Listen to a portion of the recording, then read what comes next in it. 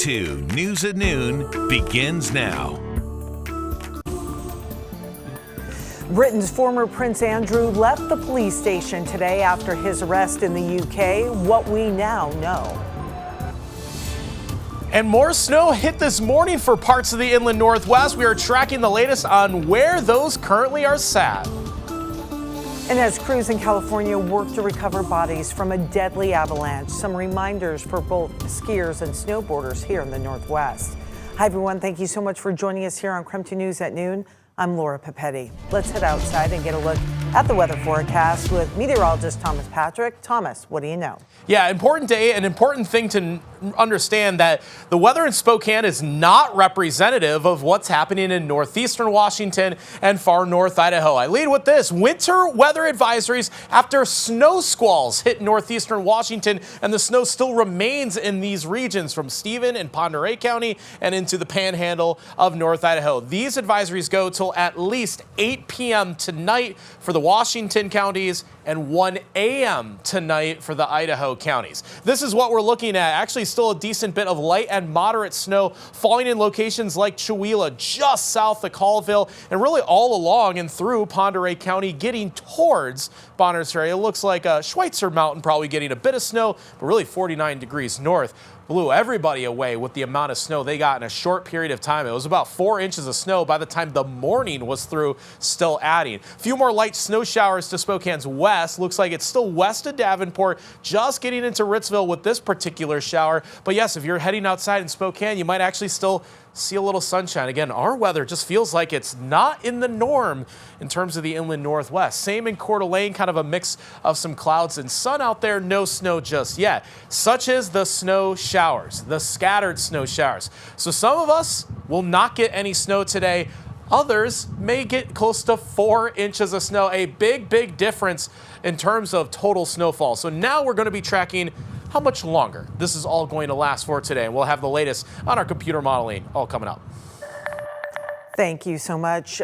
Taking a look at this just coming in today, former Prince Andrew, of course, the younger brother of Britain's King Charles, was seen leaving the police station after he was arrested on suspicion of misconduct in public office.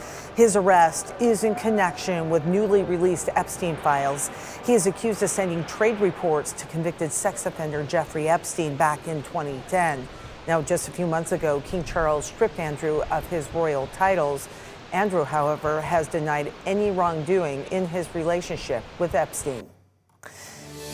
You may have received a public safety alert on your phone from the Spokane County Sheriff's Office. A 17-year-old girl who is autistic and diabetic is missing. She was last seen at 9:30 last night near Westwood Middle School in Geiger Heights. She was wearing a gray sweatshirt and blue jeans. She has red hair and green eyes. You're asked to call authorities if you see her. And police are still investigating a possible drive-by shooting in Spokane's West Central neighborhood. Authorities say they got reports yesterday of shots fired near West Maxwell Avenue and North Ash Street in that area. Police say they found a suspect at another location in Northwest Spokane near Audubon Park.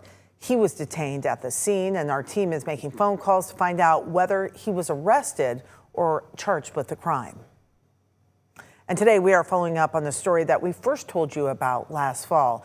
The suspect accused of causing an explosion back in October has pleaded guilty to first-degree arson and attempting to elude police. Elijah Reagan led officers on a high-speed chase that ended in a SWAT standoff. Negotiators convinced Reagan to surrender. He was then booked into the Whitman County Jail. With his guilty plea, Reagan received the maximum sentence of 34 months.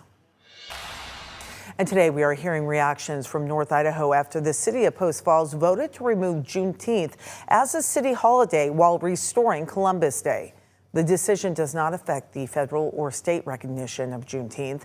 Only the city's official holiday schedule is impacted.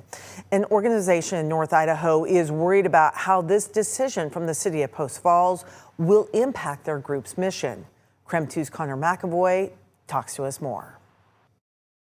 It's an ugly thing to do, I think. North Idahoan Lauren McCroskey says she was shocked when she heard the news of Post Falls City Council members voting to remove Juneteenth as a city holiday and reinstate Columbus Day on Tuesday night. She, alongside several others, started the anti-hate group Idaho for All a little over 2 years ago.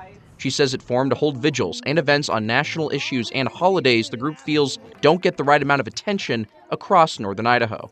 The best way to solve some of these problems is to try to create community around common issues.